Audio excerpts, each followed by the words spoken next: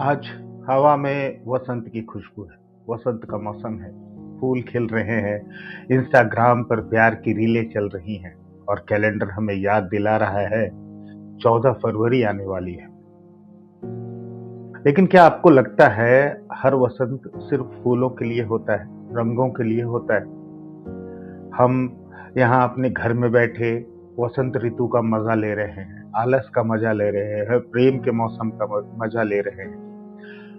कभी कभी वसंत दिलों में रंग नहीं भरता, बल्कि सोई हुई आत्माओं को जगा देता है। कभी कभी वसंत कली नहीं बनता, रंग नहीं बनता, वर्दी पहन लेता है। और इस वसंत ऋतु में, इस प्रेम के ऋतु में, मैं वीरों के वसंत की बात करना चाहता हूं। उस वसंत की जिसमें तिरंगे की छाया में मुस्कान नहीं, संकल्प पलता है, मातृभूमि की रक्षा का संकल्प। आज इस ऋतु में हम प्यार भी तभी कर सकते हैं क्योंकि सरहद पे कोई वीर वर्दी पहन के इस देश की सुरक्षा के लिए खड़ा है। उनके वसंत में गीत नहीं, गर्जना होती है। और इसी भाव को शब्द दिए थे सुभद्रा कुमारी चौहान ने। कविता का शीर्षक वीरों का कैसा हो वसंत। आ रही हिमालय से पुकार, आ रही हिमालय से पुकार है, उदधि गरजता बार बार। प्राची पश्चिम भू नभ अपार, सब पूछ रहे हैं दिग दिगंत, वीरों का कैसा हो वसंत। फूली सरसों ने दिया रंग, मधु लेकर आ पहुंचा अनंग। वधु वसुधा पुलकित अंग अंग, है वीर देश में किंतु कंत, वीरों का कैसा हो वसंत। भर रही कोकिला इधर तान, भर रही कोकिला इधर तान, मारू बाजे पर उधर गान।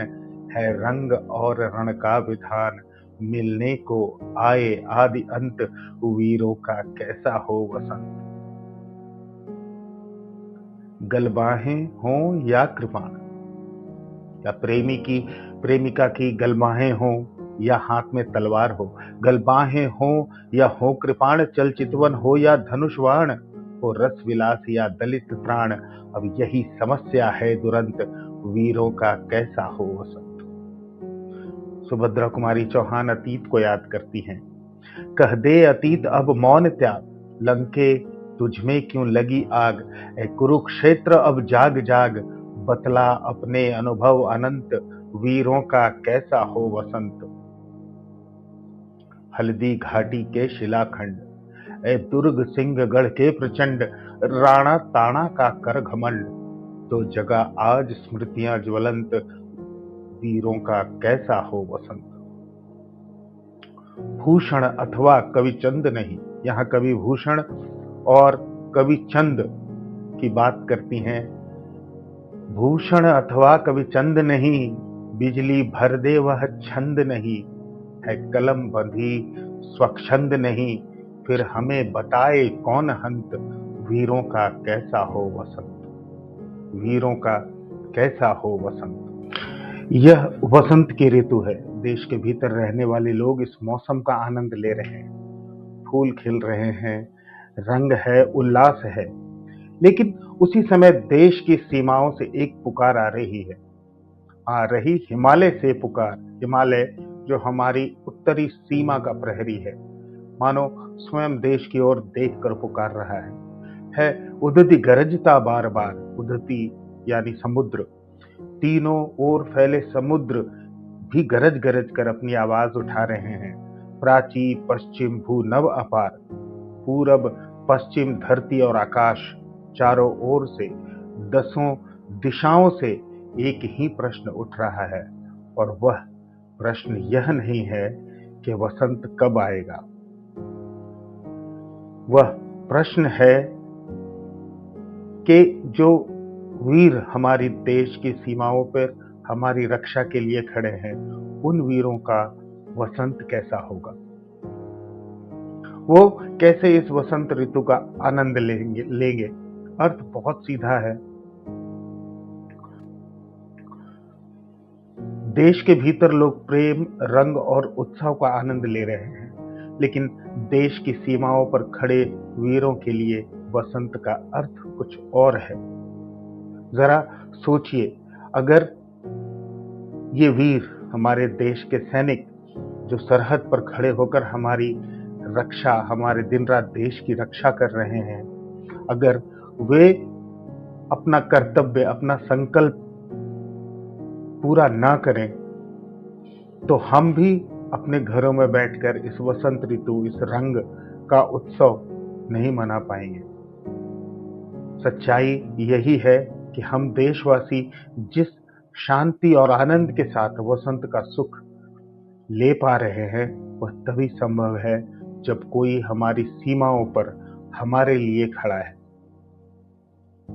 और यह पद हमें बहुत शांति से, जो सुभद्रा कुमारी चौहान ने लिखी है, बहुत शांति से और बहुत गहराई से यह याद दिलाता है कि हमारा वसंत किसी और के त्याग पर टिका हुआ है, जो हमारे देश के वीर सैनिक हैं उनके त्याग और बलिदान पर टिका हुआ है।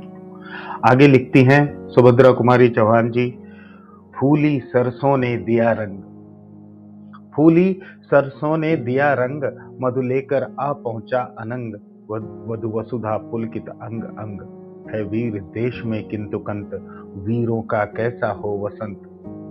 यह वसंत का मौसम है और यहाँ कवित्री आम आदमी के लिए वसंत की तस्वीर बनाते हैं। सरसों खिल गई है, चारों ओर पीला रंग फैल गया है, मधु लेकर आ पहुंचा अनंग, अर्थात प्रेम, मिठास और सौंदर्य का वातावरण बन गया है। हर तरफ खुशबू है, हर तरफ उल्लास है। वधु वसुधा पुलकित अंग अंग, धरती मानो दुल्हन बन गई हो, उसका एक एक अंग आनंद से भर उठा है। लेकिन इसी सुंदर दृश्य के बीच कवित्री अचानक एक कठोर प्रश्न रख देती है वीर देश में किंतु कंत, वीरों का कैसा हो वसंत। देश में वीर तो हैं, लेकिन उनका वसंत कैसा हो। यह प्रश्न उन लोगों के लिए नहीं है जो घरों में बैठकर वसंत का आनंद ले रहे हैं। यह प्रश्न उन वीरों के लिए है जो देश की रक्षा में खड़े हैं, जो सरहदों पे खड़े हमारी रक्षा कर रहे हैं। आगे सुभद्रा कुमारी चौहान एक और कंपैरिजन करती है, एक और मिलान करती हैं। भर रही कोकिला इधर तान, मारू बाजे पर उधर गान, है रंग और रण का विधान, मिलने को आए आदि अंत, वीरों का कैसा हो वसंत। इधर देश के भीतर कोयल मीठी तान भर रही है, मौसम सुहावना है, गीत गूंज रहे हैं, लेकिन उधर सरहद पर मारू बाजे पर उधर गान, अर्थात युद्ध के बाजे बज रहे हैं, रण की तैयारी हो रही है। जो सरहद पे है, हो सकता है युद्ध ना हो रहा हो, लेकिन वो हमेशा एक युद्ध की तैयारी में हमेशा तैनात रहते हैं। यानी एक ही समय में दो दृश्य साथ साथ चल रहे हैं। एक तरफ देश के अंदर रंग, गीत, उल्लास और सौंदर्य है, दूसरी तरफ रण, हथियार और बलिदान। इसलिए सुभद्रा कुमारी चौहान जो कवित्री है वो कहती हैं, है रंग और रण का विधान। एक तरफ रंग है, एक तरफ रण है, रंग भी है और रण भी। और मिलने को आए आदि अंत, एक बहुत गहरी बात कहती हैं कि मिलने को आए आदि अंत। एक तरफ सृजन है, एक तरफ सृष्टि जो है सृजन कर रही है, अर्थात एक तरफ जीवन, नई शुरुआत, प्रेम है, और दूसरी तरफ मृत्यु, त्याग और अंत है। दोनों एक साथ सामने खड़े हैं। इसी टकराव के बीच फिर वही प्रश्न उठता है, वीरों का कैसा हो वसंत। थोड़ा आगे बढ़ते हैं और इस कविता में सुभद्रा कुमारी चौहान जी कहती हैं, गलबाहें हो या कृपाण, चल चितवन हो या धनुष बाण, हो रस विलास या दलित त्राण, अब यही समस्या है दुरंत, वीरों का कैसा हो वसंत। यहाँ कवित्री वीर के सामने सीधा विकल्प रख देती है। क्या उसके लिए प्रेमिका और प्रेमी की बाहों का सहारा हो या हाथ में कृपाण हो? क्या उसकी आंखों में सौंदर्य देखने की चाह हो या धनुष बाण उठाने का संकल्प हो? या देश की रक्षा करने का संकल्प हो? क्या उसका जीवन रस विलास में बीते या फिर पीड़ितों, कमजोरों और देश की रक्षा के लिए बीते? और कवित्री साफ कहती हैं, अब यही समस्या है दुरंत, और यह एक समस्या है जो हर देशवासी को समझना पड़ेगा। अब यही समस्या है दुरंत, यही सबसे कठिन प्रश्न है कि जब देश के लिए प्राण देने, सीमाओं, सरहदों की सुरक्षा करने का संकल्प है, तो वीर के जीवन में वसंत का अर्थ क्या होना चाहिए? वो अपने घर से दूर, अपने परिवार से दूर, अपने प्रेमी प्रेमिकाओं से दूर हैं। इसलिए यह पूरी कविता बार बार हमें उसी एक प्रश्न तक ले जाती है कि वीरों का वसंत कैसा हो। आगे सुभद्रा कुमारी चौहान जी इतिहास से बात करती हैं। वे कहती हैं कि हे अतीत अब चुप मत रहो, हे अतीत अब मौन त्याग, अब मौन छोड़ो और बताओ इस देश को, हे लंका तुझ में आग क्यों लगी थी? यह आज की पीढ़ी को बता। हे कुरुक्षेत्र अब जागो और अपने अनगिनत अनुभव सुनाओ कि जब वीर अपने देश और अपने धर्म की रक्षा के लिए लड़ रहे थे तो कैसा माहौल था, उनके लिए वसंत का अर्थ क्या था। अर्थ यह है कि हम केवल इतिहास पढ़ते न रहें, बल्कि इतिहास से सीख लें, क्योंकि यह देश ऐसे ही नहीं बना है। इसके पीछे युद्ध है, संघर्ष है, त्याग और बलिदान है। कवित्री कहती हैं, इतिहास खुद उठकर बोले और बताए कि जब देश पर संकट आता है, धर्म पर संकट आता है, तब वीरों का वसंत कैसा होता है। अब कवित्री भारत की वीर भूमि को पुकारती हैं। वे हल्दी घाटी की चट्टानों से कहती हैं, तुम गवाही दो। वे दुर्गों से कहती हैं, जो किले हैं उनसे कहती है, अपने प्रचंड इतिहास को आज फिर से जगा दो और राणा प्रताप के स्वाभिमान को आज फिर सामने ले आओ। भाव यह है कि हमारी धरती साधारण मिट्टी नहीं है, यह वीरों के खून से सींची हुई भूमि है। कवित्री कहती हैं, आज उन स्मृतियों को फिर से जगा दो, आज जोश भर दो जो हमें याद दिलाए कि देश की रक्षा और सम्मान किस कीमत पर बचाया गया है, इस देश को किस कीमत पर इस देश को बनाया गया है। तभी हम समझ पाएंगे कि वीरों का वसंत कैसा होना चाहिए।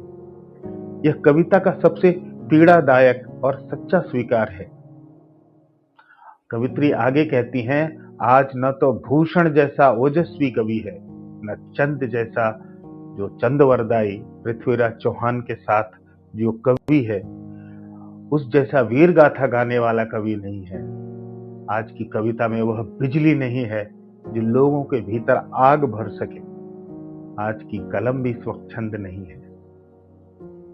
और फिर से बहुत बड़ा प्रश्न छोड़ देती हैं, अगर कवि भी स्वच्छंद नहीं है, अगर कलम भी स्वच्छंद नहीं है और देश को जगा ना सके, अगर कलम ही बंध जाए, तो फिर वीरों का यह रास्ता यह कौन बताएगा?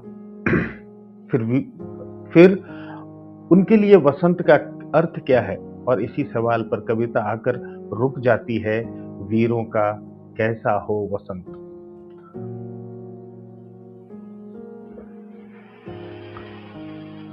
तो यथासंभव मैंने इस कविता को की व्याख्या करने की कोशिश की है, इस कविता को समझाने की कोशिश की है।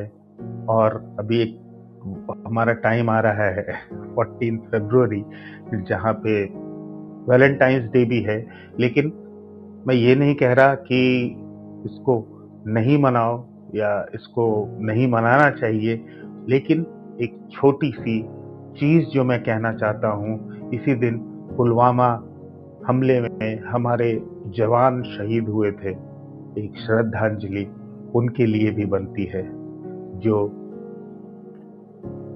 हम जो कर सकते हैं हम उतना कर सकते हैं, तो हमें करना चाहिए। एक श्रद्धांजलि उनके लिए भी बनती है और यह कविता एक श्रद्धांजलि है उन वीरों के लिए।